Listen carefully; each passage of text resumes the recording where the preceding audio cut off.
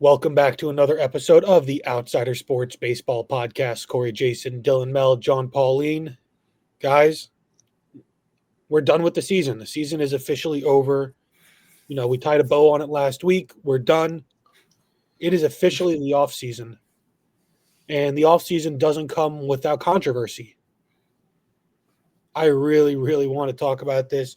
We bit our tongue. We held off on really discussing Emmanuel Clase and Luis Ortiz during the year because we really wanted to wait and see, what information was out there, what was, left to come out. Yep. So they've both been indicted for an alleged illegal bribery and pitch rigging scheme. Basically, their charges are wire fraud conspiracy, honest services wire fraud conspiracy, conspiracy to interfere with the sporting contest by bribery, and money laundering conspiracy. Basically, if we really want to talk about what they did, Clase, he's alleged to have begun this whole scheme in May 2023, and he would supply information about pitch types and pitch speeds for other people to then bet on individual pitches during the game. Ortiz joined this past June in 2025, and he rigged specific pitches to be a ball as opposed to a strike. And I think the funniest thing to come out of it was he threw a pitch as a ball on purpose, but the batter still decided to swing at a pitch bouncing in front of the plate. You think the batter told his buddy first pitch guaranteed strike, or I don't know. I think the going theory that it's Andy Pajes of the Dodgers, and that he just decided to swing freely at a pitch bouncing in front of the plate. I saw one though. Was it with Volpe where one of them threw a pitch and Volpe swung at it? He got mad and you hear him yell. This is very serious stuff. But could you imagine being the guy who bet on that? And you're like, this is a lock. He's gonna roll it to the plate, and you're telling all your friends and family, and the guy still swings. There's one specific one where, like I said, the guy was supposed to throw a ball, the first pitch of the second inning on June 15th, 2025. That's Luis Ortiz. And the fact that we have specifics down to the pitch of the game, Ortiz was paid $5,000 to throw that ball on purpose. Yeah, man, this is the part of this story that I don't want to say isn't true, but it just doesn't add up to me, especially when we start talking about Clase. The fact that the amounts were, and listen, money is money in relatively, to us listening, $5,000, $7,000, $12,000 is a lot of money. But when you're on a multi-million-dollar contract, to risk it all, your MLB career in your salary, let alone the jail time that they face, all for money that it isn't even an average person's salary, is just the part of the story that doesn't add up to me. I'm not saying that I don't believe it. I just don't know why they would risk it for that little. So what makes me kind of question how deep this goes, and this might be kind of recency bias, in my mind with everything going on in the NBA involved with the mafia and that whole gambling ring. We don't know for certain if this has any connections to another, organized crime syndicate, whether it's in the Dominican Republic or the U.S., that is, in a way, forcing them to do it. We don't know how deep that goes. I don't want to defend them, but that, to me, is one of the only ways that money makes sense. That's their cut, their reward for, being good. Yeah, I could, just because otherwise, what's, especially, again, Clase, top closer in the game at the time, right. What's the point? And, Clase got a cut from that $5,000 for facilitating Luis Ortiz to go do that.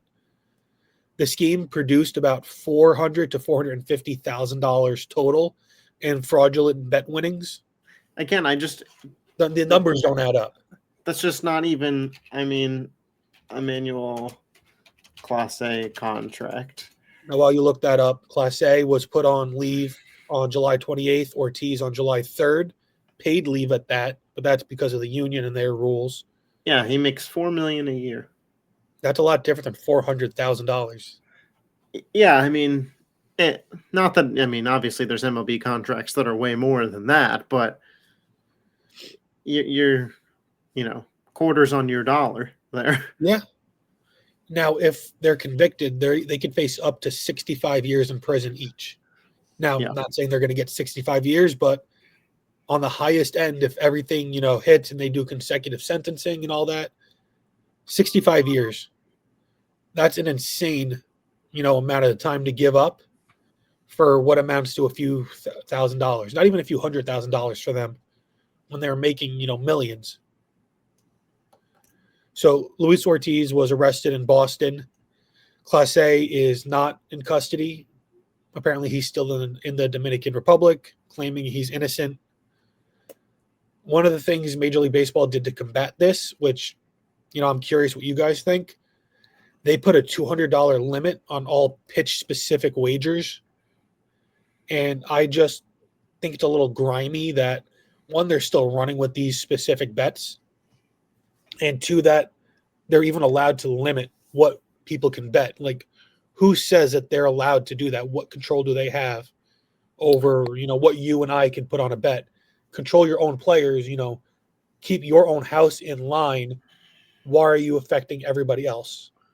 If I had to guess, there is likely some version of the MLB and regulators determining this, not just baseball, and the regulators can enforce this on the books. I don't think it's just the MLB specifically. Right. I think it's these gaming commissions and regulators that are put in place to kind of make betting safer in general. Usually it's more involved on kind of the back end, making sure that the book isn't cheating, and also making sure that anybody who has, a gambling addiction or is trying to exclude isn't still wagering. But this would fall into one of those rigged gaming things, right? If you alleged that a casino was rigging a game, you would go through a gaming commission. I would imagine this is the same exact thing here. So I don't think it's specifically Major League Baseball, although they made the announcement likely in unison with the regulators. That way it could reach a broader audience. Yeah, I mean, I have my own thoughts on these gaming companies because I think it should be very illegal to limit wagers on bets, especially for somebody who's winning. I think, to me, that's very scummy. I know you. I mean, here's my counterpoint. It's their business. Yeah. So, if you're losing money on your business, you wouldn't just keep doing it. No, but I mean, if I had a cookie selling business and I was selling cookies for $5, and then all of a sudden it cost me $10 to make you cookies, I'm not going to just keep selling them for $5 to you. Yeah, but I mean, if you're getting, from John cookies at for $0. No, I get it. It's all a money making business. I just don't like it in general because I feel like if you're betting on sports at all, even with these like pitch by pitch things, you're opening it up to more stuff like this happening. Well, and stuff. These sports where individual players can dictate the outcomes of their props are.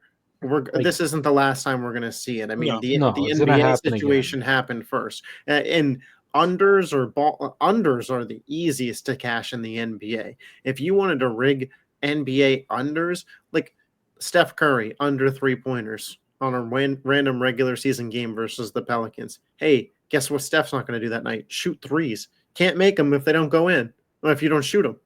Yeah, my question is more of this going on that's just slipping through. This is why, I mentioned it as a joke, but like the Andy Pages swing, any batter could make sure the first pitch is a swing and miss as well. Absolutely, it's not just a pitcher that has the ability to dictate the outcome there. I could swing at a ball that rolls to the plate. So this leads me to ask the question: how could Major League Baseball have prevented something like this from happening? There's really no way. I mean, like, was this look at what the penalty is? 65 years in prison. Like, I don't think again, we'll see if what penalty is laid out here, but it's immediate suspension from the league, taking away their job, and the penalty is almost your whole life in jail. I don't know what more MLB is supposed to do to enforce it. I think that it's a slippery slope, and I think we certainly could enter a point where these markets just aren't available on betting sites anymore. You could still bet on who wins, the spread, the over under, like the more popular bets and things that require an entire team. And sure, like play, but I mean, home runs and hits you can't really control. You still got to put the bat on the ball and hit it properly.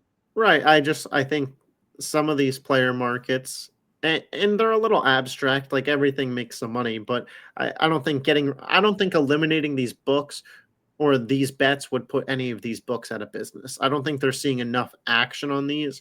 And again, you talk about the books, they're getting screwed here. Yeah. Like at the end of the day, these sports betting, casinos or whatever could be slimy all they want. But the reason it's a problem is because they were the ones getting screwed. Not that they were doing the screwing. It's because it was rigged against them. They're the people who almost have the most to be upset about because, if we all knew first pitch of the World Series is going to be a ball and we all placed our bet on FanDuel and won, FanDuel's the big loser there. It's just funny how this shook out because who would have thought that rigging individual pitches, literally the first pitch is a ball and then every other pitch in the at-bat carries on like normal. There's a lot of nuance to it. So how does this stack up to, past scandals we've had? You had the Pete Rose, the Black Sox, the Shohei Ohtani, Ippei Mizuhara. Yeah. You think Clase blames it on his interpreter? I mean, anything's possible. Yeah, I mean, this is worse than Pete Rose. Pete Rose was betting on his team to win. I mean, these guys were purposely throwing balls. Like they were betting negative things to happen and putting their team at a disadvantage. Pete Rose was still trying to win the game, if not even more. It's funny how, if this timeline adds up, Clase was the best reliever in baseball while also throwing, literally throwing pitches. Yeah. He was doing that and still being the greatest closer in the game. Yeah. I think it's pretty bad, to be honest. So, should players in general be allowed to bet on anything? Should they? Should Aaron Judge be allowed to bet on the Giants this weekend? Right. Or should we just? Oh yeah. Or should professional athletes, have to kind of refrain from betting in general because they also could be, insider trading with that. Judge is close friends with Jackson Dart. Hey, this is our game plan. We're going to feed Tyron Tracy really heavy this week, bet the over on the yards. Yeah, I mean, it just feels like the so could Jackson Dart's neighbor. Right, true. So I think the area where that gets like the slimiest is like, hey, Justin Jefferson, who went to LSU, Garrett Nussmeier is talking to you. Like, I think like the college connection of like the impressionable college kids is where it gets worst. I don't really think like the adult cross sport pro athletes are really that big of an issue. I also don't really, I've never seen any athletes that are at least like posting these mega bets that they're placing. At least not current ones, but I remember, I think it was Jameson Williams got caught logging into like DraftKings. Well, you're not allowed to bet on the team site. He was in the parking lot, getting ready to leave the training facility, and he logged in like in his car and got suspended that way because I think it was 2 or 3 years ago we had like 4 or 5 guys in the league get suspended for gambling. Now, I believe none of it was on football, but it was all at the facility. The only person who got suspended for gambling on football was Calvin Ridley. But he was betting on the Falcons to win when he was injured and not playing. So that wasn't. He was betting on his team to lose. No, he wasn't. He was betting on them to win, even though he wasn't playing. If he had been betting on them to lose, I think it would have been much worse. I think it was like a Falcons Jaguars game, or like he parlayed it with the Jag. I feel like the I think it was like a parlay in the game that it was like Falcons overs and them to win. Yeah, it was something crazy like that. I mean, he was suspended for what, a season? Yeah. So, if you guys were Clase and Ortiz's lawyers, what type of defense would you try to mount? Like, how do you? His translator. I mean, I'm just if I was their lawyers, I would try and find, a fall guy, like whether it's make up some Dominican mafia that either does or doesn't exist, or claim a translator did it. I mean, I don't You like. could I've also watched just that frame it defense as a work. pitch and just be kind of claim that It it slipped. was just a pitch. It slipped. It was, it wasn't intentional.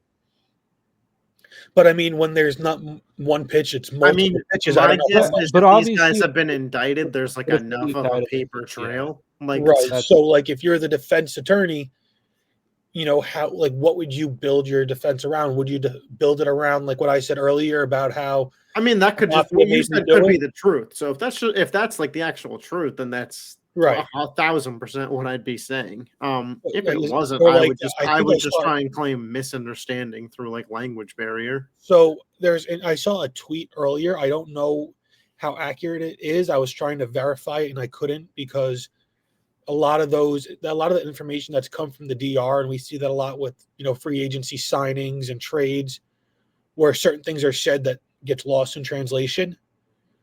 I saw one thing that said Clase is claiming that a lot of the text messages that he's received regarding this and the money is on rooster fighting and not on throwing pitches.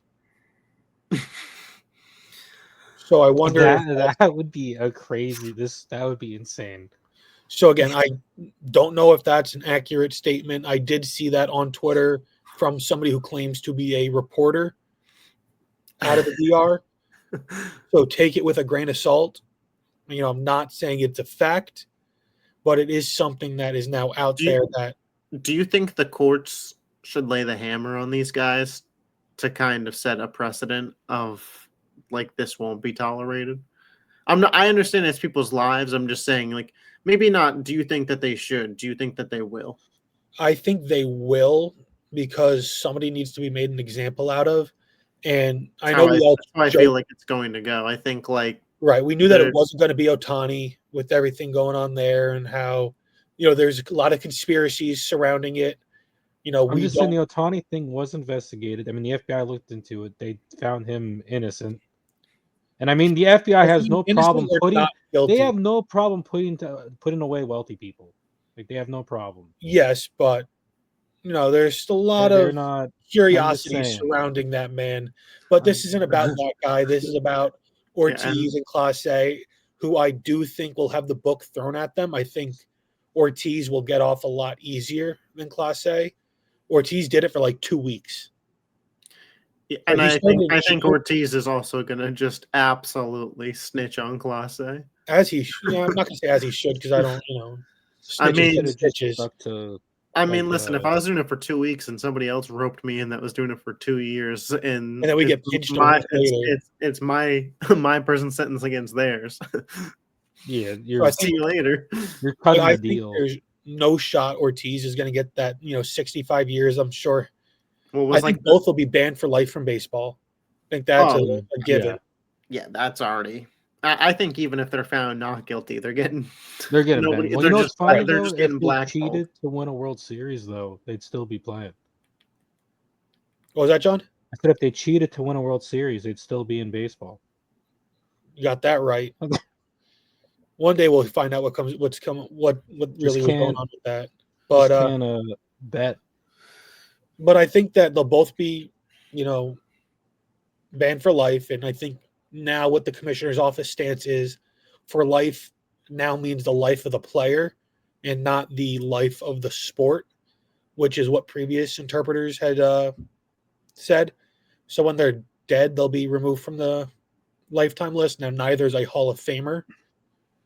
Yeah. So we're not really losing anything that way. But it's a shame because Clase was legitimately great. He was going to get paid. He was due to be a free agent in a few years. This is what I'm talking about, though. This is why it's weird because it's like, I mean, if the DR stuff was coming out was true and stuff, and maybe they're found not guilty, do they still get banned? I would I say think- I'd say Or just no. a suspension. I don't. You just Well, or do you here's just the put him yeah. right back in. I think it depends at what all comes out, man. If it comes out that somebody in like obviously this is like some like Sopranos, Godfather movie type vibes, but like if it comes out that like one of their family members was like kidnapped and abducted and they were like, if you don't throw a ball, like they're getting whacked. Like I don't like if it comes out like some definitive like proof of that or like that's what happened, then like I don't know, man. I One still think- ball in the 7th inning is worth more than like somebody in my family's life to the MLB. Of course not, but I do think It'd that be real scummy if that. I'm just saying, if that came Yeah. out and was like the accepted truth, and the MLB was like, "Sorry guys, should have let it happen." it's just hard because MLB has a pretty black and white stance when it comes to this. And Yeah, I mean, Yeah, just I just feel like they off- get a public, they Right, get a so, lot like- of public pressure from that. I would assume. even doing so, it might have been for the right reasons. You did, compromise the integrity of the sport. I So, just like, think, like we gotta have some grace if we're Right. at the point where it's like some mafia movie. I think there should be, but just from what we know about how they handle these things, they're very black and white when it comes to betting on baseball. I mean, to be fair, like let's be honest, they probably were just in it to get money for themselves, similar to John Porter. Yeah, I mean, I don't know what Clase needed an extra $5,000 for. He can advance on his next week's Well, salary you said he was doing this for over how many years? since 2023, and he was I making. mean, that adds up. I mean, I if mean, you're listen, doing- and I don't know him at all, Clase, but there's just some people, man, you could give them every opportunity, every chance in the world, and they will still fall into like this kind of like hustler, rule bending behavior. Like no matter what you give them. And I don't know Clase like whatsoever. I just know people that like that's just where they are. And it you can't take that out of people sometimes. And even though you're a millionaire, you'll rob somebody for $20. Like like there's just people out there that like that's Greedy. how they're built. very, Not very even just greedy. greedy, I think just like always in survival and collect mode. Yeah, it's a shame what's going on, and I find it interesting how Ortiz is in custody and Clase is, still in the DR. He hasn't been arrested yet, which is interesting because I'm sure we could just arrest him even in the DR. Extradite him if we had to. It wouldn't be They're that probably difficult. keeping him there and letting Ortiz spill his guts. Yeah, it's probably. Outside of when or if Clase gets arrested, I'm not sure we'll hear much about this, for a while. Yeah. Although the Ipe Mizuhara stuff moved fairly quickly, but I believe he took a plea deal. Well, yeah. I wonder why that. that case moved along real quick. So I wonder if this is another case of that, because maybe it's not just those two involved. It could be other players. I'm not going to name names or give any indications on who because I don't have any, idea. But I would be shocked if it was just those two doing something connected or separate. It just. I mean, It's who such a knows? widespread Aaron problem. Boone could be involved. Satire. But that, yeah. Aaron Boone is not involved that we know of. Wink, wink. Stop. Kidding. But But- if him Better and cut Brian this out. Cashman Better had cut to be this out. removed, I mean, he's conveniently not at the general managers meetings. Curious connections, maybe. Finding Pepe Sylvia. I mean, you got to figure it out. Hey, these are just things to note. Was So- Orion Kirkring actually making an accident when he threw it home? That poor guy. So my last question on this before we kind of move on, has Major League Baseball and sports in general gone too far with their overall connection and, Yes. pushing of gambling? Yes. Absolutely. 100%. Yes. You don't have to That's answer my this if you don't want to, Dylan. I think it's at a fair amount. I don't think that it's a problem where I it's think it's a currently at. No, you don't think that ESPN having, at least at one point, having had their own book with the inside information They they still get? have their own book till December 1st. And, you know, not as somebody who's definitively tapped in, but I could tell you the people from ESPN were not very involved with ESPN Bet. In They just fact, took it for the name. all they did was collect. I don't know if the numbers are out there. A lot of money every year for the ESPN brand and imaging to be given, and they plastered Stephen A. on everything as they do, and for some reason they made it just they get final say on everything, but didn't care about anything. So that's how the process worked for them. So no, I don't think that ESPN Bet had a leg up on FanDuel or DraftKings when it came to their traders getting information. But so you think that we're at a good spot where it's, not over the top with the involvement? I just think, like a lot of things in life, you're going to hear about the extremes and you're not going to hear about the middle ground. I think like a fine example of that would be like alcohol. You get all the commercials and stuff for Miller Lite, Bud Light, and stuff. Anybody who gets into a drunk driving incident on their way home from a Super Bowl watch party, did the NFL go too far promoting beer? All right, I see where you're coming But from. it's the fact, though. I mean, gambling and betting is banned in your sport. You have I would rules and stuff imagine. I around would it. imagine Aaron Judge can't show up Yeah. to the game hammered either. Yeah, but he's not going to get banned. I don't think it's not a lifetime ban I- from baseball. I got to be honest. If Aaron Judge showed up to every game hammered, I think he'd get banned. I mean, I'm Marcelo pretty Zuna of the sure Braves, I'm you pretty know sure his back in the story. 80s and 90s, you had a player doing like drinking and doing a lot I'm- worse before Yeah, I was games gonna say. and during games. So it's Tom like, Ellis' think, no-hitter on LSD Yeah. is a national treasure. listen, I think some people were hitting the slopes in the dugout. But we can't just base everything off of that. no, but I'm just Listen, saying it's I a think hot from topic. I think from the aspect of athletes, that's a different conversation. I was under the impression the question was aimed at is gambling too involved with the general public? That was what the question was aimed And I at think I with the still general think it public. is. And I think it's like a fine opinion. I just think to me, Yeah. like, I think there's a lot of vices out there, nicotine, vaping, alcohol, gambling. It's all promoted because it all makes money and it's all corrupt. I don't think gambling's in any different spot than the rest of them. I think I'm in the middle opinion. I think it's fine with how much is out there. I think the moment that we find out that outcomes have been affected in any way, shape, or form to benefit, the league or the books. But they haven't. They haven't. That has not happened yet. But the moment that happens, I think it needs to be a hard shutdown.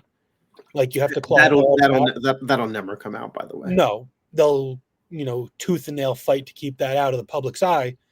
But I do think if that is ever out there that things were, manipulated in any sense, then it's got to be a hard, I mean, I have my own personal theories on things. But nothing that you want to share though. I don't mind sharing it. I don't have any definitive insider information on it. I think when it comes to I think people are looking in the wrong direction, which is what these books love. What is rigged, I would say, by these books is one, like their casinos, because you just can't really prove it.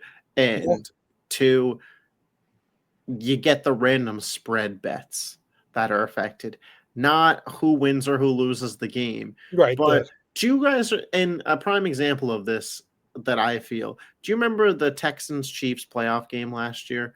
The spread for it was like 7.5. And then all of a sudden at the end of the game, the Chiefs ran out the back of the end zone and took a 20-yard loss and a safety or something along those lines. Yeah. I just, things like that don't truly affect the outcome of the game. Right. But there was also a couple years ago I think a team went where for a field goal it randomly. was the Rams. They just kicked a field goal because the spread was 7.5. They were down like 10, and then they just kicked the field goal for like no reason.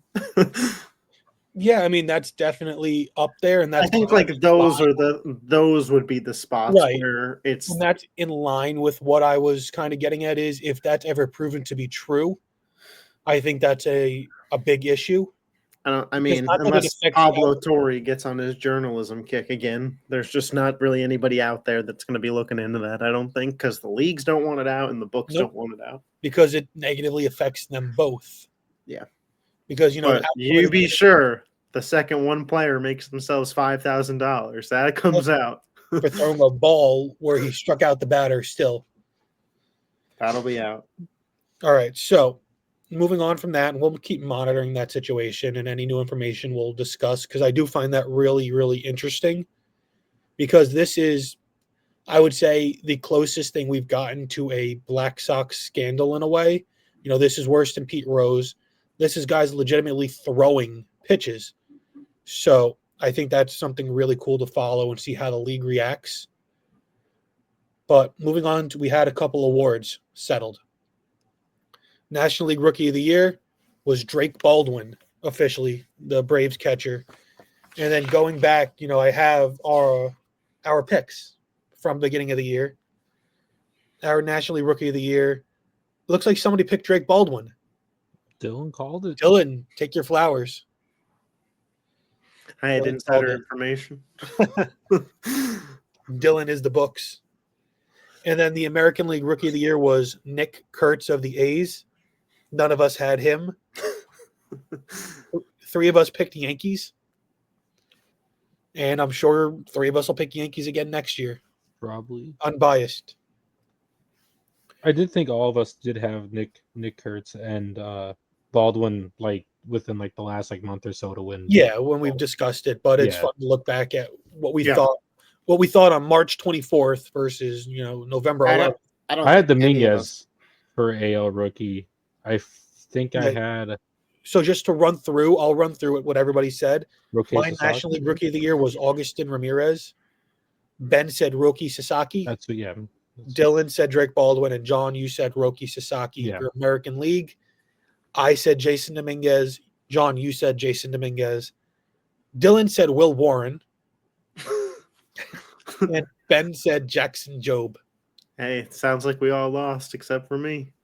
Do we have any ideas on who we think could be a way too early? You know, this won't be held against you in any way. I'm not going to record this, you know, in writing Let's see who the Dodgers sign.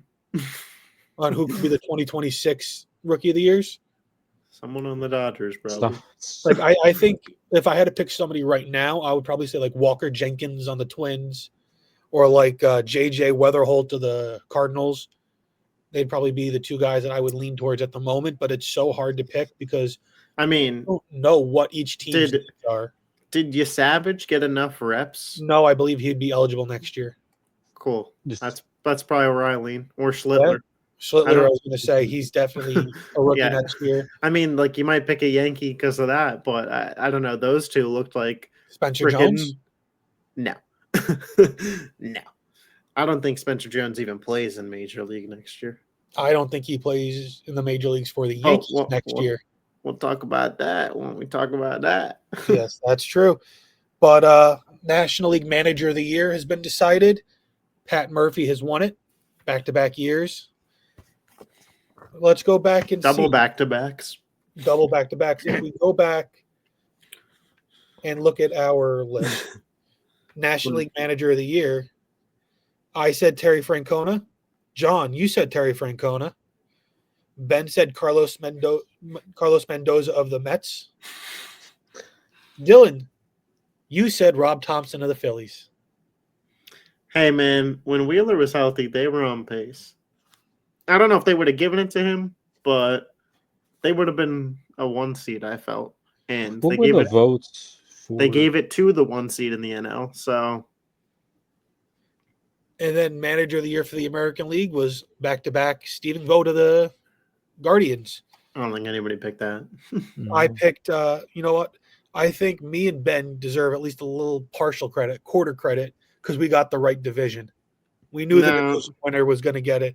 I said Matt Quattraro of the Royals. Ben had AJ Hint of the Tigers. Dylan, John, you both said Alex Cora of the Red Sox.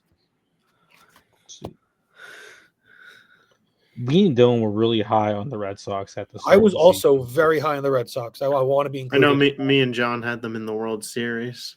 We both. What was it? Red Sox, Dodgers. I think we both had the Dodgers winning though. Yeah, we both knew that the Dodgers would beat an AL East team again. We just got the wrong one. Yeah. Let's see. You guys for your World Series. Yeah, I had Dodgers over Royals. Ben Mets over Baltimore. Ben way out of line.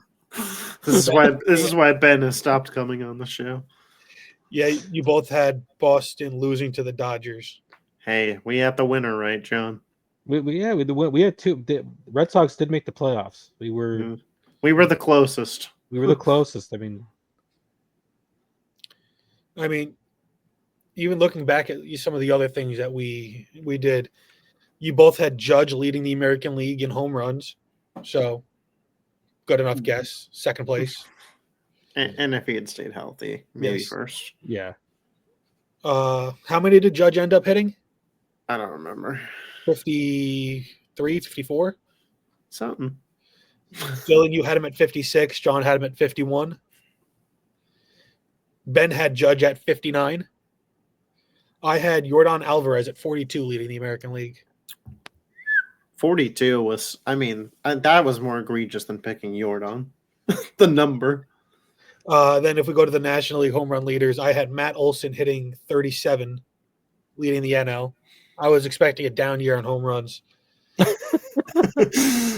In the modern day baseball, that's rigged to make sure viewership stays up. Corey was predicting 2009 baseball. Pete Alonso. Ben had Pete Alonso leading the National League in home runs at 55. Dylan, you had Kyle Schwarber hitting 41, leading the National League, so not too far off my Matt Olson number. Well, I had the right leader, though. You did, but a good chunk of home runs less. I don't know who I had. Then, John, you had Shohei Ohtani at 45 home runs. Not a bad So, guess. in context, that puts my 37, not super egregious. I'm more so meant your Yordan pick was the egregious number. I think Yordan is an incredible ball player. I really thought I didn't say that picking Yordan was the problem. Or the Just 42? The number was the problem. You were just basically predicting Judge was going to get hurt. Yeah, because it scares me. Corey always goes against the Yankees. Like every chance he has, it's always. It's called a reverse. Can't wait to talk these free agents in a second and see how many of them don't go to the Yankees. It's called a reverse jinx, John. All right. But we do have American League and National League MVP being announced on Thursday. American League and National League Cy Young Wednesday. Judge and Ohtani. Judge and Ohtani back to back seems very, very likely. Going over what we said for our MVPs, we all four of us had said Ohtani for MVP. And then, Dylan, you also noted that if it's not Ohtani, you think it would be Ellie De La Cruz. But it was Ohtani. But it's Ohtani. For AL MVP, Dylan, you said Judge, you were the only one. Hey, man, 2 for 2. It's the easiest parlay at the beginning of every year. Now let's see who's more egregious between me, Ben, and John. All right. John had said Bobby Witt Jr. for MVP. Not very egregious. I said Jose Ramirez for MVP. I would take Bobby Witt Jr. over Jose Ramirez as a prediction, but both guys are top 5. Yeah. Do you guys remember what Ben said? Is it? It's not a Met for AL MVP. Not for AL MVP. Not a Met for AL MVP. No. All right, you guys ready? Did he say a pitcher? No. He did not say a pitcher. No. Okay. He said a catcher. Adley Rutschman for MVP. That's my Orioles propaganda has been working. Wrong catcher, buddy. Yeah. So That's what Ben was high MVP on for. the Orioles. I don't know what's wrong with everybody on this podcast because No. you were high on them for years. Ben was Well, high I on them was at the high on them beginning of when they this were year, good. and Corey's getting high on them right now. So now for National League and American League Cy Youngs, that'll be tomorrow. Obviously, we Skeens and Scooble. Yeah. National League Cy Young, I said Hunter Green, and I will continue to say Hunter Green until he wins because I'm a Hunter Green truther. Yeah, that's not happening. Well, maybe What- when Paul Skeens becomes a Yankee, that'll open some things up for him. And then everybody else has said Skeens. Good job, everybody else. I will. Did I say Wheeler? I thought it was Wheeler. Did I say Nope, Wheeler? you said I Skeens. Oh, so I did Skeens Scooball then. So, American League Cy Young, I had Ben Crochet. Dillon did Garrett Crochet. Who I think finishes in second. John says Scooble, and I say Cole Reagans. What's worse, Cole Reagans or Ryan Pepiot from last year? That's the first thing I thought of when you said Reagans. I was like, he followed Pepiot up with a Reagans, huh? So who do I follow it up with next year? Zach Eflin, apparently. I think one year I thought what's his name from the Angels? I forget who it was. I was really high on him from fantasy baseball, and I thought he was going to be a Cy Young. Ohtani? No, not Ohtani. And by the end of the year, he was in the bullpen. I thought he was going to be the next. That was like me at the beginning of this year when I said keep an eye on Marcus Stroman. So those will be announced. It's likely going to be Skeens and Scooble, Judge, Ohtani. I think if we look forward to next year, Judge Ohtani should, could three-peat. Honestly, I'd say all four of them. To be completely honest with you, I think Scooble's the weakest link out of the four. I think Scooble's not on the Tigers, so I feel like that makes it a little tough. He could be on the Red Sox, though, so you could have teammates going for it. Yeah, no thanks. Yeah, I don't want that either, but I say Skeens definitely. I mean, Skeens is the best pitcher in baseball. Yeah. If Judge and Ohtani stay healthy, it should be them. The only reason it was a question with Raleigh this year is because Judge wasn't fully healthy for a portion of the year. But when you have literally two all-time greats, titans of, the league's history, like Ohtani is a unicorn and Judge is the greatest all-around right-handed hitter of all time, arguably. I think it's, tough to go against them. Yeah. Do you think we will be facing Judge and Ohtani fatigue at all around the league? Nope.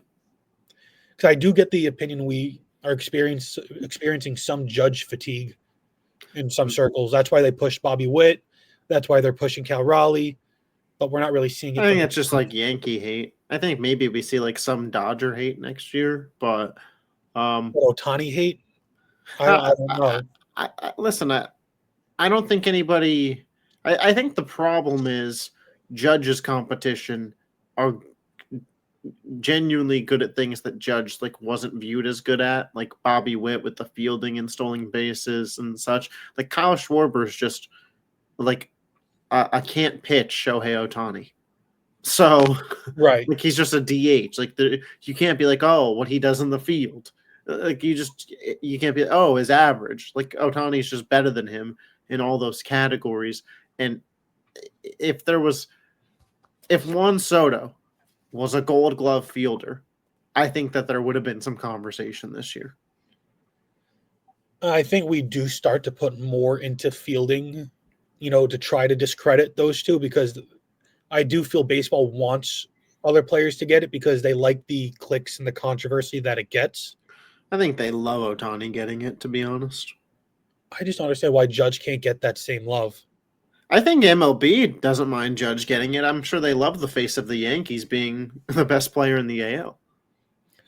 True. I just feel that, Judge was robbed in 2017 by Altuve, and they're using those same arguments that kept Judge down to prop, Cal Raleigh up. But I mean, at least we're going to get the same result. I would hope, but also Judge deserved it over Altuve. Yeah, I mean, I hear you. I just I But think it's we'll in fine talk spot. about that next week when we know for certain who wins these awards. I do have now a list of some MLB free agents. I'm curious what you guys think, where they might go. And then I have a couple questions I want to ask you. Let's start off with Kyle Tucker. I mean, reports are coming out that it's Dodgers, Yankees, Blue Jays. So, Those three big spenders. um, call it bias if you want. I think it's going to be the Yankees. They We'll, have to I do mean, something. I think we'll get to some of the reasons that I think it might be the Yankees based on some other names.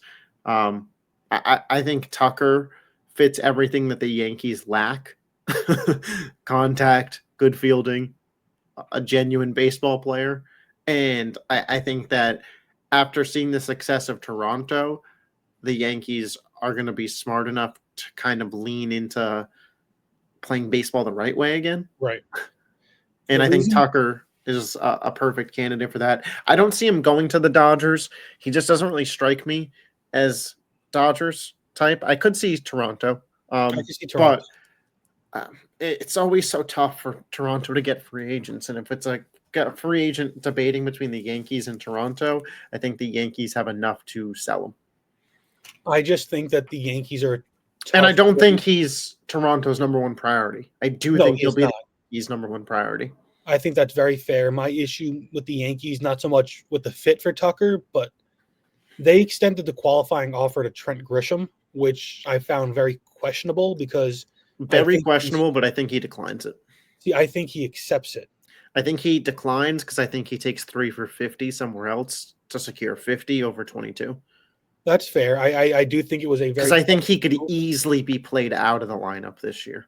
And very much so. then you don't get that 50. I think right now he could go get 50, 60 somewhere. Now, if that market doesn't materialize for him, I would not mind bringing him back on another 1-year deal to be our fourth outfielder. He's comfortable with the team. I know he probably wants to start somewhere else. Yeah, I mean, I think he'd open the season starting for the Yankees and they'd see. Yes, but I think Kyle Tucker has to be your top priority. And I think that Trent Grisham and the qualifying offer right now is your biggest roadblock.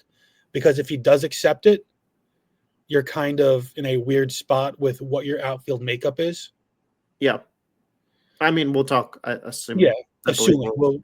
But I think Kyle Tucker is a great fit. I do think the Yankees should get him. I don't think his contract will be quite as big as we were initially thinking, last season especially.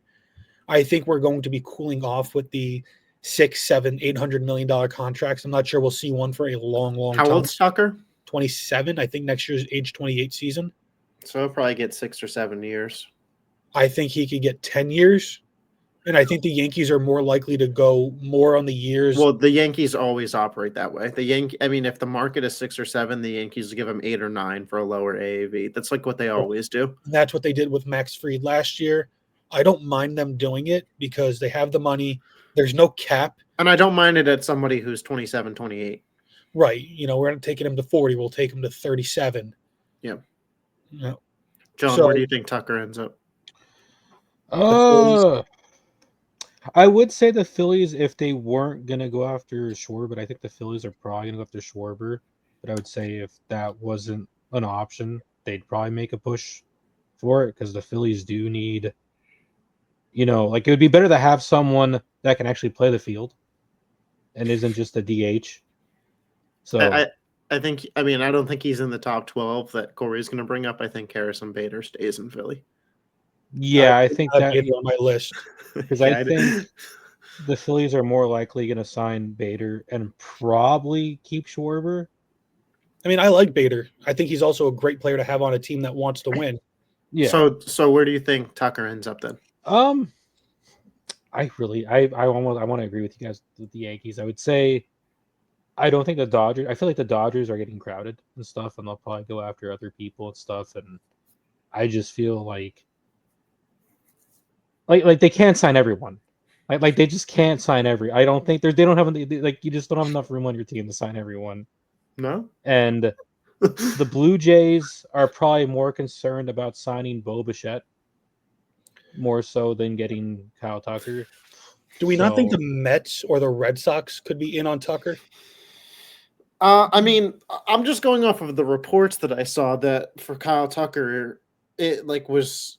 I just didn't have a reason not to believe. I don't think the Red Sox. I think their outfield is too crowded as it is. I think like they already have too many outfielders. MLB GMs predict Kyle Tucker will sign with one of the following teams per Bob Nightingale: Yankees, Blue Jays, Dodgers. That's what I'm going. Like that's the report that I saw that leads me to believe that Is it'll there be one any of them. chance he stays in Chicago?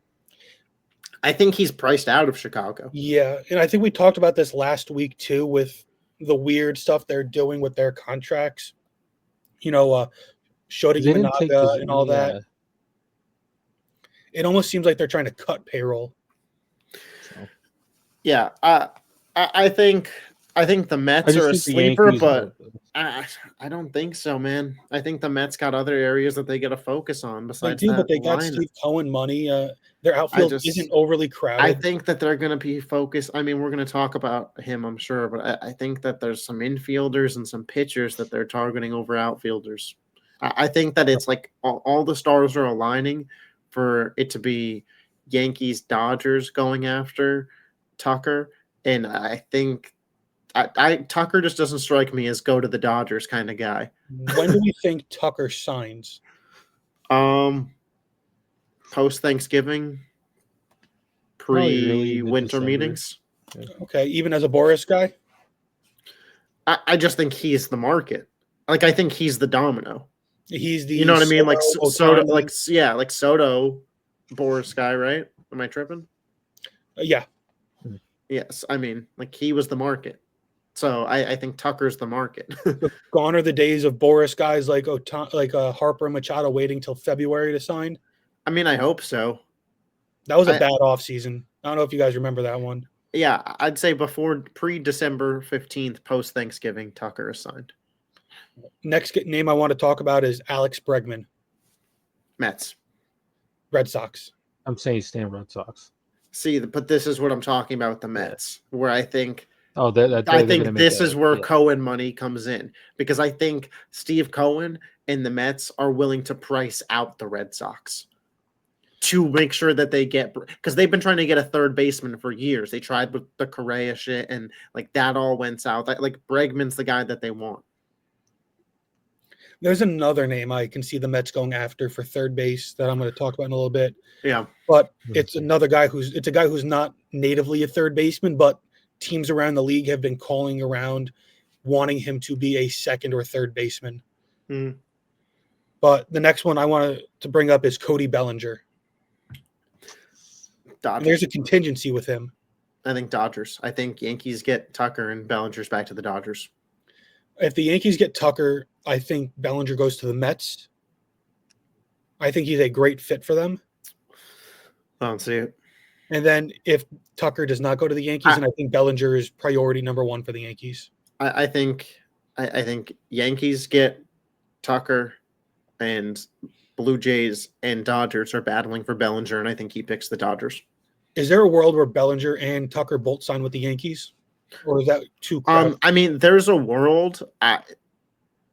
That world, I think, means those are the only things the Yankees did this offseason.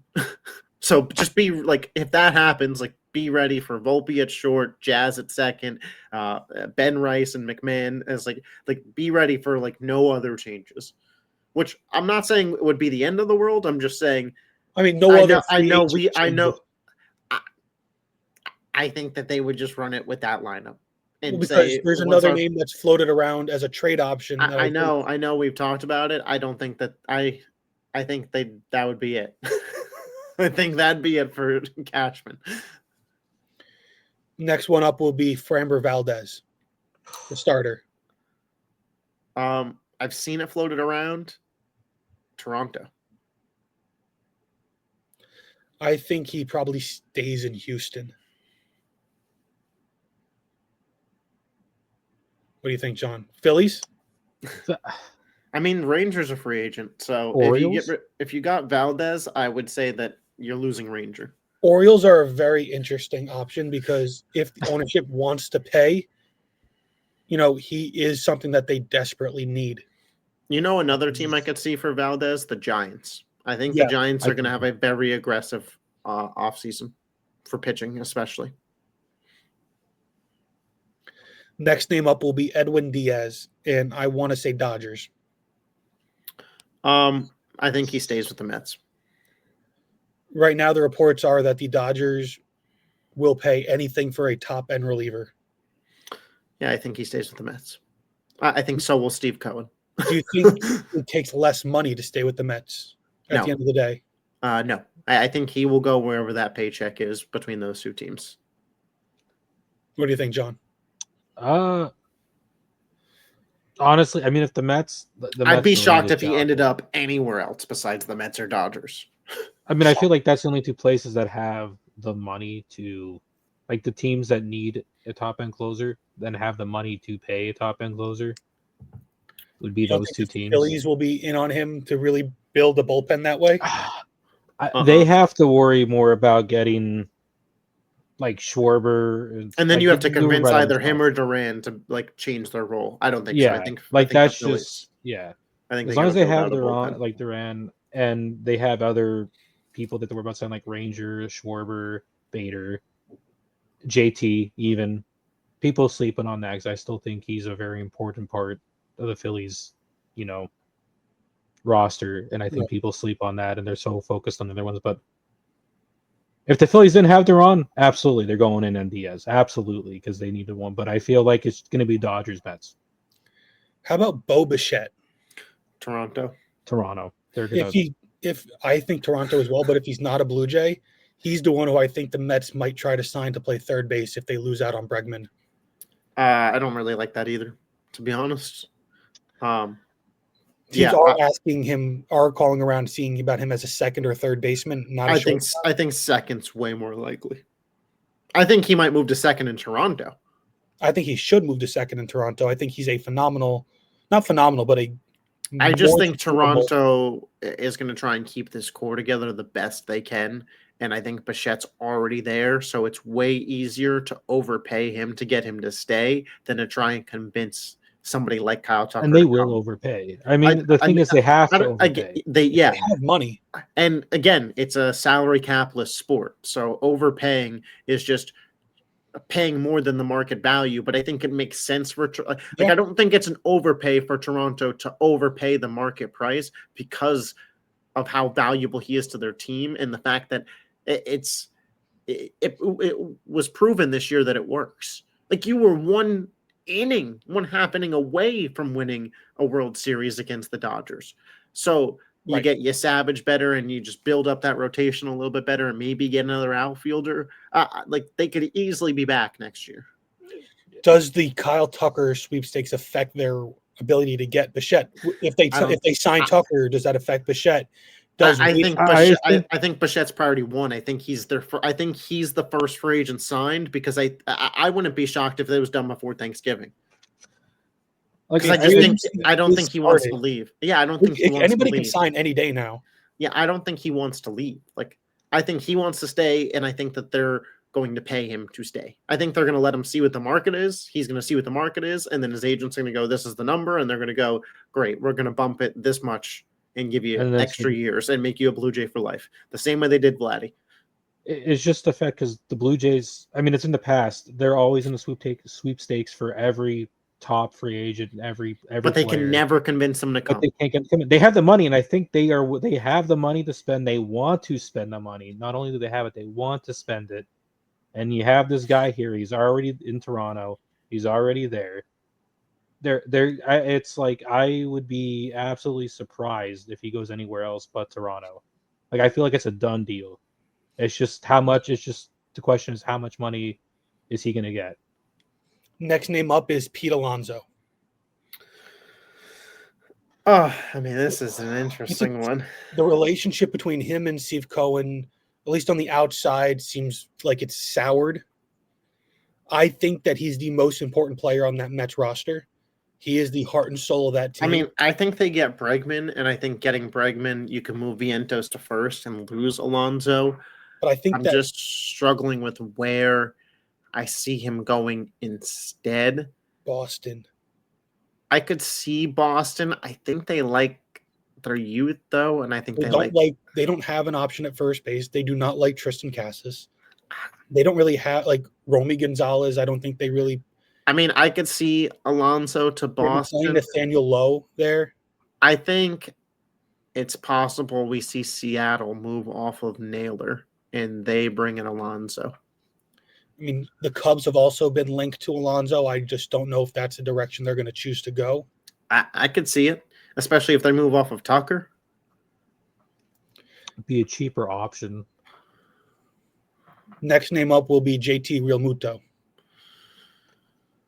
I think he probably stays in Philly, but a sneaky team to watch is the Giants, man.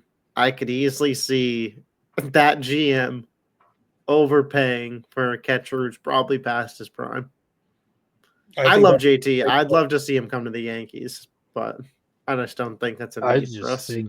I think he is a very, very important sign. It's like the Phillies need to sign him because even though he may not be there defensively as he used to, and he's going down there, he's still very good at calling games, and he still has a bat. What about the Padres? Decent bat. So, I think it's possible. I would say Phillies and then Giants are still ahead on my list, but I think the Phillies are the most likely. Yeah, I think Giants are like I think it's like 1A, 1C. Or 1 and 2. But I think it's like the gap between 2 and 3 is very, like I'd be surprised if he went anywhere besides Philly or San Francisco. All right, next name up will be Luis Arias. I mean, he just feels like he's gonna end up on some crap team, doesn't he? Yeah, Colorado, Oakland, maybe the Reds, White Sox, Pirates. No, the Pirates don't pay anybody. Maybe they might. No. They don't have a track record of that at all. I'm gonna say White Sox. I think they'll go better than the White Sox. Maybe like Arizona. I was thinking Arizona, possibly. Does Arizona need a second baseman all of a sudden? Possibly. They might. Tom Marte is available for trade, and they're very motivated to move him, apparently. And that kind of brings me to my next one, Gleyber Torres. I think if they do trade Marte, I think he is a great fit for Arizona to play second base. I think he stays in Detroit. What type of deal do we think Torres could be looking at? 3 for $60. Yeah, I think that sounds right. Maybe go 4 years. He's not old. Yeah, you could do like 4 for $75 if you're trying to knock down the AAV. How about Robert Suarez, the reliever? Dodgers. If Diaz goes to... I had Diaz staying with the Mets. Right, so if Diaz stays with the Mets, he's the Dodgers. Do we think that if Diaz ends up with the Dodgers, does Suarez still get him? They still get Suarez. The Dodgers still get Suarez? Yeah, still get Suarez. I mean, they're just Tucker and Bellinger. Yeah, why not? Why not? They're gonna sign. I mean, I said that they might just sign everybody. No, I think that they get Suarez, but I think like that's. Yeah, I think Suarez like that's their. I think again. I think that closer is their number one priority, which is why again I think Tucker will only be the Yankees' number one priority. How about Kyle Schwarber? I think the Phillies. No, I think the Phillies too. I think we all do. Let's play the if he's not a Philly, where does he go game. I've seen reports that the Yankees are interested in him. I saw reports that the Yankees were interested in him, and I have no clue how the hell they make a lineup where Schwarber or Stanton is playing in the field every day. Are they first base? Do they learn first base? I don't know. I'm not bought into it. How about the Rangers for Schwarber? I saw him linked to the Reds. I don't think the Reds pay him. I think he goes to a contender. I mean, he takes over the Jock Peterson type role. Yeah, I could see that. The Giants? The Giants, I think, are spenders. I think similar to when they got Adames, was that last year or 2 years ago? 2 years ago. Where they were just in on everybody. I think like that's just going to kind of be them again. I think they're just going to be in on everybody. I could see a reunion with Boston. He'd have to DH, and they'd probably move on from Yoshida, but like that's obviously a plus from them. Toronto, I think, is sneaky, but I mean, these are just. I think he remains on the Phillies. I think he needs to be a Philly. I think these are teams that drive up his price. Like you're not going to get him for. I do like the Rangers though as a second option because I still think like they're in on winning. What type of contract do we think a guy like Schwarber, who can't play the field but hits a lot of home runs, is looking at? He's really hard to predict. I think a lot of money because a lot of teams are in on him. I think the market is going to raise his value. I mean, what do we think? 4 years at his age? Let's see. Kyle Schwarber 4 for 140 gets $35 million a year. Kyle Schwarber's projected contract is 4 to 5 years with values between 128 145 million, 30 to 35 mil per season. I mean, that's literally what I just said. So I know I'm saying is like I think that's perfect. I nailed that. I think Philly will give him 5 for 150. I think they'll That's make sure. what I was thinking. Make sure he stays. He's. I think like they're going to have to overpay the market a little bit. Right, or at least give him the extra year. So those are all the names I wanted to talk about. I want to know who we think gets the biggest AAV, not the total contract, but the largest single season pay. Um, Because like we talked about teams spreading around. I mean, probably Tucker. I would say like 45, 50. I think just like 40 to 45. But again, that depends how long of a deal he signs. Right. And he might sign a longer deal because he's younger. Sneaky one, Bregman. I was going to say that's who I would have said was Bregman. Where he signed a 3 year. If he signed with the Mets, just give him a bag, like 2 for 100. Or 3 for 140. I think those two probably are it. What about Diaz though? Like on a shorter deal. Closers don't get that type of money. He's not getting like. What's I guess he's not as good as he used to. He's not getting 2 for 80. Like he's no, just no way. All right, so who gets the? This is an easier one to guess. Who gets the greatest total contract? Tucker. We're thinking what between 4 and 450. Yeah. I think if the Yankees do kind of what you mentioned with a 10-year deal, like I could easily see in the realm of 440 to 450. But I think even if he gets a shorter deal somewhere else, it'll be 400 plus. I think like that's the starting point is 400 plus. Do you guys remember the days where deals of like 10 years were unheard of and like going over 200 million was like considered insane? Yeah, I do. I wouldn't nonchalantly throwing out. What was the contract the Yankees gave A-Rod? I remember when that happened. 10 for 275, I think. I remember that like broke SportsCenter. And then when the Mariners beat out the Yankees for Cano, 10 for 240. Yeah, I just remember like those contracts. I looked at them the way that I looked at like the Juan Soto deal. And I was like, whoa. Yeah, and like it's so weird because I feel like we skipped having the 300s be what the 200s were. I think we're gonna like that. I think the pendulum's coming back. Do you remember the NBA free agency where the salary cap boomed and guys like Timofey Mozgov got like massive deals, and then like afterwards things started like coming back to reality? I think like that's what's happening with baseball. I think like Ohtani and Soto got massive deals, and people are like, man, even that one Soto contract, and they didn't even make the playoffs. Nah, I'm not doing 700. I think that Juan Soto one was extremely overpaid. Like I think he was extremely overpaid. I say that lifetime. I mean, I'll say that I agree with you, but at the same time, I was totally on board with the Yankees paying it. So I think both those statements can be true, though, that they're massively overpaid, but also that's what the market rate is.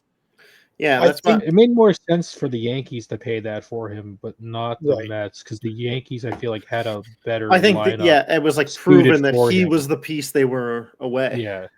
Not that they won the World Series, but they got there. So when it comes to these contracts, though, all these big deals, how often do you sit back and think, yeah, this player is worth every penny, and not, yeah, we overpaid, but you get Well, the Dodgers are 2 for 2 on World Series since right. paying Ohtani, So so it's hard to Ohtani's argue that he right. wasn't I'm not worth saying it. it doesn't happen. I'm just saying like, The Yamamoto deal almost feels like a steal. well, But at the I will time, say, we talked about it as like a crazy pay. But now, 2 years later, he's a World Series MVP and a top right. 3 pitcher in the sport. Well, look at Aaron Judge. Do you feel that he is worth every cent? Oh, I mean, absolutely. Do You you look at feel it now, that you feel like he's underpaid almost. underpaid? What would Aaron Judge at 2 years old get on the open market? I mean, depending on the team, uh, I don't know if he'd get a lot of years, but man, he could probably go out and sniff 5 for 400 Yeah. ish. And then like even Garrett Cole with the deal we gave him, do you feel any type of way negatively about what we gave Cole? No, I mean, he won a Cy Young last year. Was the best pitcher in baseball for a bit. He's hurt right now, but like he hasn't done anything to make me regret that contract. No, and I listen. I don't even think Blue Jays fans regret the Vladdy deal. No, it's just rare. Like I feel the Angel fans obviously regret. To be honest, I don't even think the Met fans regret the Soto deal. No, not yet. We'll But see. a lot. The jury is still out on the Vladdy, the Soto. Is it? Is it out on Vladdy? I mean, He's listen. Like, obviously, if he just completely falls off for the but next that's what I mean. decade and like is terrible, but if Vladdy is just 280, 30 homers, but they never get back to the World Series, was it a waste? No, Probably not.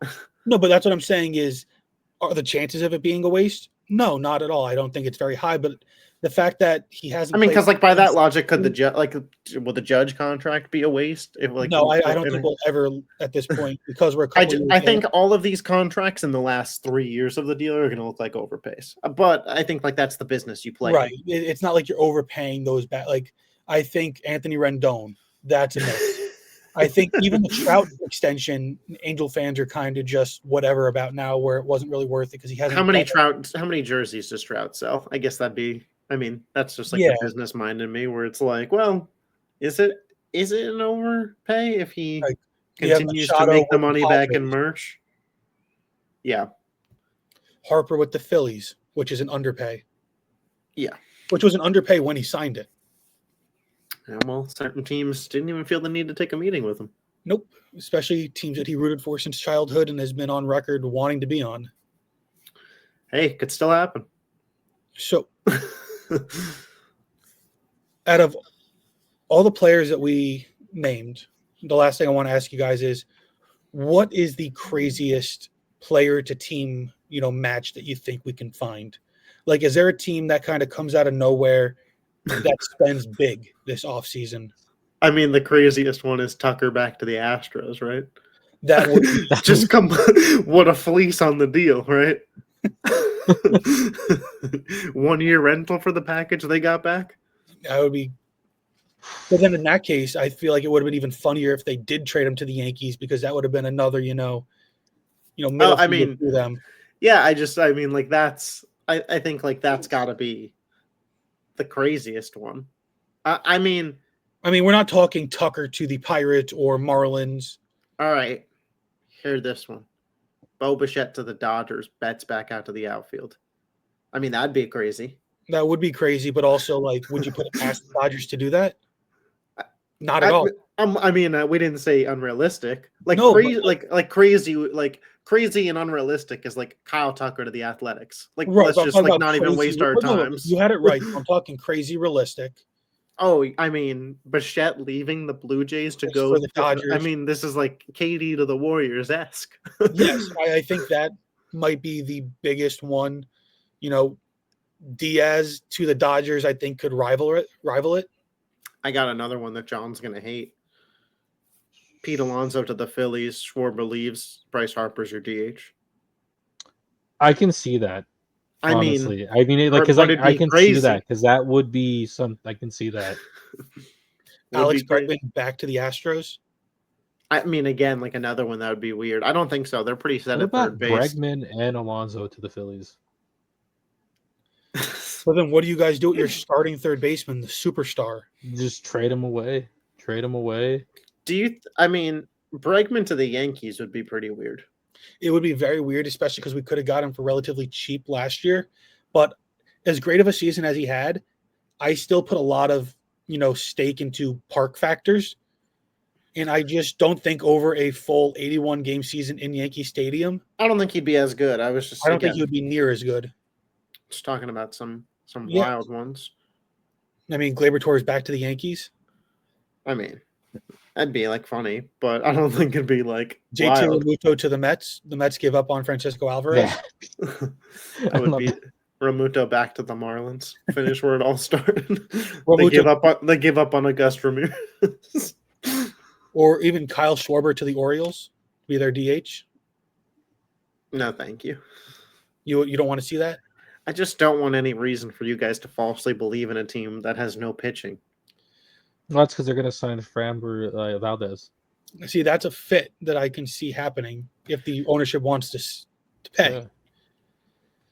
But, I think another crazy one would be like a really successful and a really successful Giants all-in offseason where they land Tucker and Bregman, or like Tucker, Valdez, Bregman, where they get 3 of the big fish. Because I really do think that they're going to be so heavily in this offseason. You have Devers there already. You have Adames there already.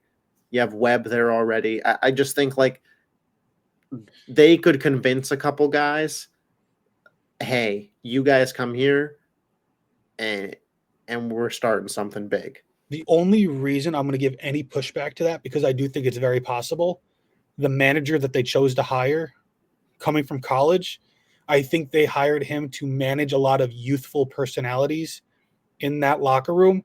And I feel that they're going, Bryce Eldridge and guys like that, where they're going to try to go high-end youth movement, and they want somebody who's good at managing younger guys, not guys that are paid with superstar mindsets. I think that's fair. Again, in the world of crazy here. Yeah. I mean, in the world of crazy, Edwin Diaz, Bo Bichette, and Kyle Tucker to the Dodgers. Throw Ranger Suarez in there too. Put him in the bullpen. I think Ranger Suarez might be a Giant. I was going to say Giant. What about Orioles? Could Ranger Suarez be a Yankee? The Yankees are going to be looking for reliever help. I mean, he can also. I don't think he wants to be a reliever. But he can be a starter. No, I don't think. Did I say Ranger Suarez? I meant Robert Suarez. Robert Suarez. Yeah, I could see that. Definitely more than Ranger. I meant Robert. Crazy move. Yankees trade for Ketel Marte. I've been saying Ketel Marte. I actually do think that's. I think we would be the favorites for that. I think it's extremely possible. Like I just think like it's not including Jazz the way you think. I think Marte or Jazz moves to third, and McMahon's just a backup. I don't think they're moving away from Jazz. I think what McMahon's being paid, and I think McMahon is fine as a platoonable player. And I think Jazz also getting some extra off days at second base might help with his streakiness. Yeah, I mean, and Lord knows Stanton's got how long before he gets hurt, and then Jazz is just gonna be a DH. Right, and get Judge a little extra off time too, move things around.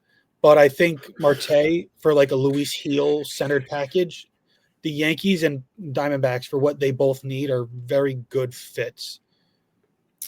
Keep an eye out for that one, John. We'll talk more about a lot of this stuff, next time we're back. But this has been the Kyle Tucker to the Yankees. Maybe we'll have some free agency news. Free agency has started. It takes a little bit for it to get going, but before December, we usually have a couple big fish gone. But for the Outsider Sports Baseball Podcast, Corey, Jason, Dylan, Mel, John, Pauline, signing off.